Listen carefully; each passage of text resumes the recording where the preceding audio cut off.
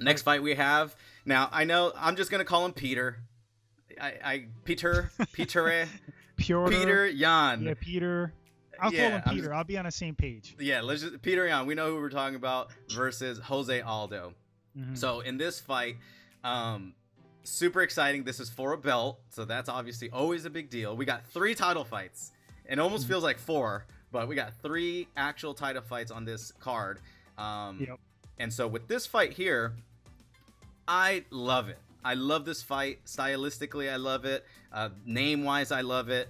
Because Peter, the young guy that still needs a name or more attention, just kind of like what we talked about a little bit earlier with Paige, Jose Aldo obviously is the name. Jose Aldo looked amazing versus Marlon Moraes. I love that UFC actually overrode the, obviously Marlon won, but they were like, nah, I think Jose Aldo won, which I believe too. So they're giving him the chance.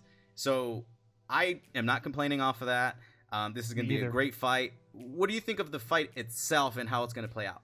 The fight itself, Petr Yan, I think he's super dangerous. The guy's got great stand-up, great boxing.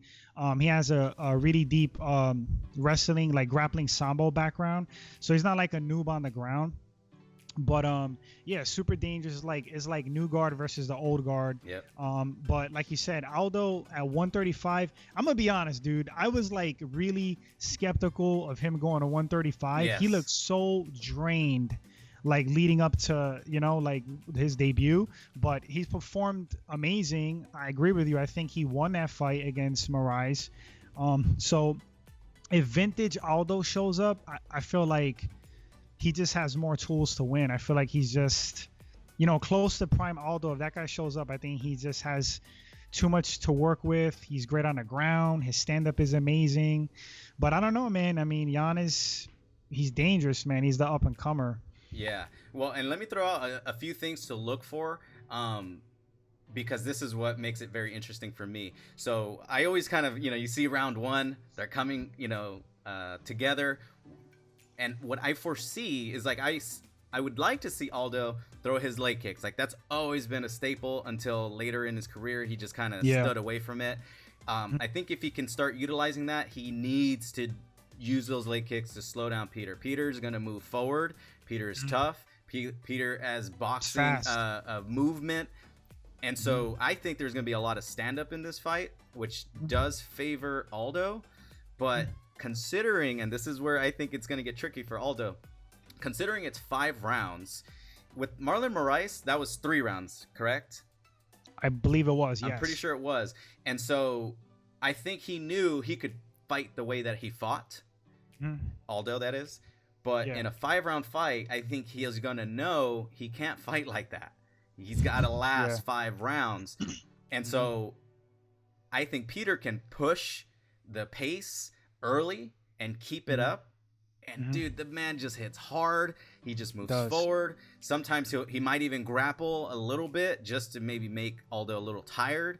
So I actually think Peter has more tools to win, because Aldo is great at keeping the distance and kind of winning the point fight, but Peter's gonna make it a little ugly. And I think if it continues into the late rounds, I think that's going to be downhill for Aldo. So I'm going to go with Peter on this one. That'll be my pick. What's going to be yours? I think I'm going to go with Aldo. I may be wrong, but hey! I'm going to give him the benefit of the doubt, the old dog.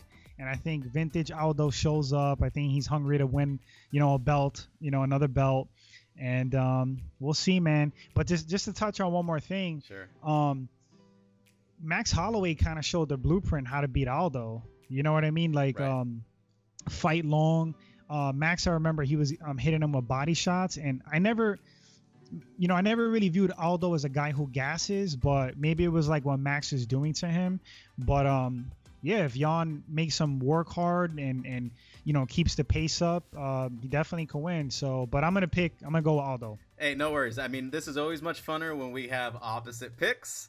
There's no right or wrong, because that's the thing too, right? Like, oh, you picked this guy and you were wrong. It's like no one knows. No one Bro, can guess. it's subjective. It's until they fight. Like, how many times world champs get fight picks wrong? You see, like, the pros pick. Yep. Chael Sonnen is notorious for picking wrong. There's so many guys that are like pick. Because the fact of the matter is, that's why I love this sport, because the amount of variables that we cannot foresee. Yep. That's what it takes. You have to watch it to really know, and that's what makes it exciting. Absolutely. As far as my favorite sport. Absolutely, that's what's up. Okay,